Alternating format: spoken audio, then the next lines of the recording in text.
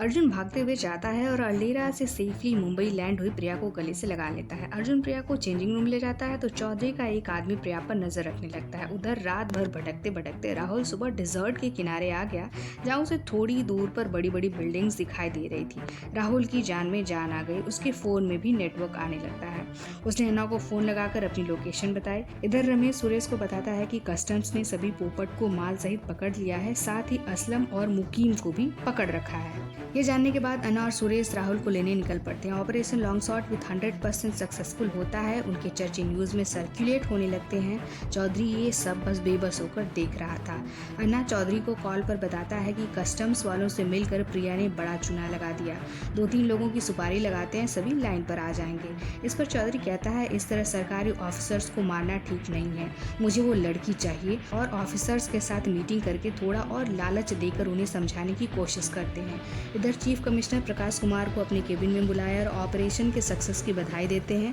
साथ ही प्रकाश को कहते हैं कि तुम्हें अर्जेंटली बैंकॉक जाना है, वहाँ फाइनेंस सेक्रेटरी लेवल की कॉन्फ्रेंस हो रही है और तुम इंडिया को रिप्रेजेंट करोगे एंड आज रात की ही फ्लाइट है। इधर अर्जुन प्रिया को नकाब पहनाकर सेफ हाउस ले जाने लगता है, पर चौधरी का गुप्तचर इसकी खबर उसे देता है तो 2 लोग अर्जुन प्रिया का पीछा करने लगते हैं। पार्किंग एरिया में उन्होंने अर्जुन प्रिया को घेर कर अटैक कर दिया। प्रिया ने उनसे फाइट की, पर उसका नकाब जैसे ही हटा पता चला वो प्रिया नहीं बल्कि मिताली कामत थी। यानी अर्जुन का क्लेवर प्लान ये था कि खबरी को लगेगा कि ये प्रिया है, पर प्रिया को गुज्जर के साथ सेफ हाउस ले जाने और अपने साथ मीनाक्षी को रखकर गुमराह करने का प्लान था, जो कि सक्सेसफुल हुआ। रात में अर्जुन प्रिया से मिलने सेफ हाउस जाता है, जहां प्रिया को प्रोटेक्ट करके रखा गया था। प्रकाश कुमार जब बैंकॉक पहुंचता है तो चीफ कमिश्नर उसे कॉल करके बताते हैं कि होटल रूम के बाहर कोई तुम्हारा इंतजार कर रहा है। प्रकाश तैयार होकर जब जाता है तो बाहर शर्मा जी थे, जो प्रकाश को चौधरी के पास ले जाते हैं। चौधरी को देखकर प्रकाश हैरान हो जाता है। चौधरी ने प्रकाश से मीटिंग करने के लिए चीफ कमिश्नर को अपने ग्रुप में मिलाकर मीटिंग फिक्स कराई थी, पर प्रकाश को इसका पता नहीं था।